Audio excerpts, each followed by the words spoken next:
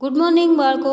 Sardar Patel educational institute સંચાલિત Shrimati MS લખાણી કન્યા વિદ્યાલય પ્રાથમિક વિભાગ વતી હું અવની દવે આપ સૌ બાળકોનું હાર્દિક સ્વાગત કરું છું. ધોરણ 8 વિષય યોગ અને પીટી. પાઠ્યપુસ્તકનું નામ છે યોગ સ્વરક્ષણ અને સ્વચ્છતા. પાઠ 12 મયુરાસન. તો ચાલો બાળકો, આજે આપણે મયુરાસન શીખીશું. મયુરાસનમાં શરીરનો આકાર મોર જેવો થાય છે. સંસ્કૃતમાં મોરને મયુર કહેવાય છે, આથી તેનું નામ મયુરાસન પડ્યું છે. પૂરતી શારીરિક ક્ષમતાવાળા જ આ આસન સરળતાથી કરી શકે છે. તો ચાલો બાળકો, હવે આપણે મયુરાસનની પદ્ધતિ જોઈએ. ભૂમિ પર ઢીંચણના બળે અર્થાત ઘૂંટણીએ બેસીને બંને પગના ઢીંચણ વચ્ચે થોડુંક અંતર રાખો. પગના અંગૂઠા અને આંગળા ભૂમિને સ્પર્શેલા રહે તેમ રાખો.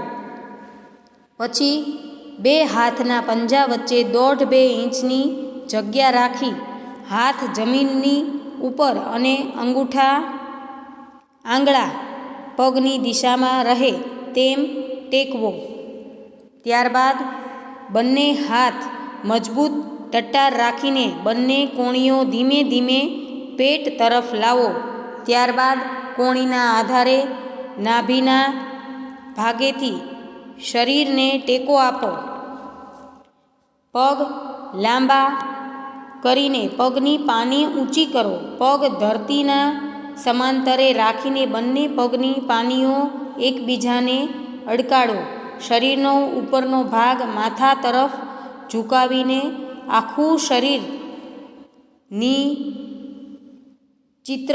ચોથા ચિત્રની જેમ ઊંચું કરો.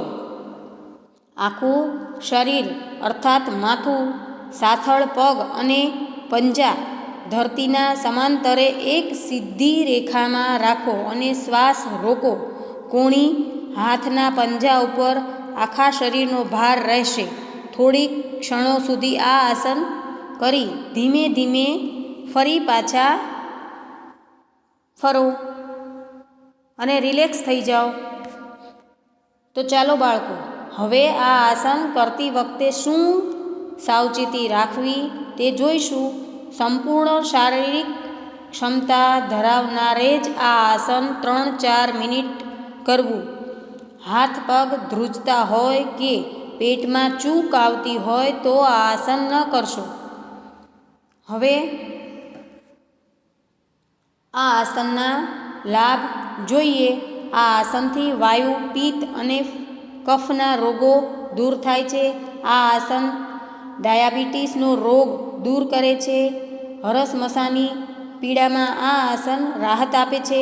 આ આસન સ્નાયુઓ મજબૂત કરે છે. આસનથી કબજિયાત મટે છે. આ આસન પાચન શક્તિ સતેજ કરવાનો રામબાણ ઇલાજ છે.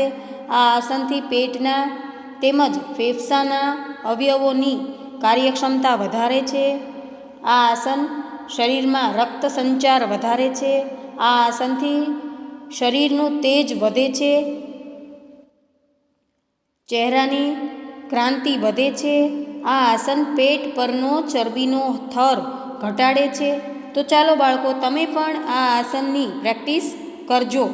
મજા આવીને આવજો.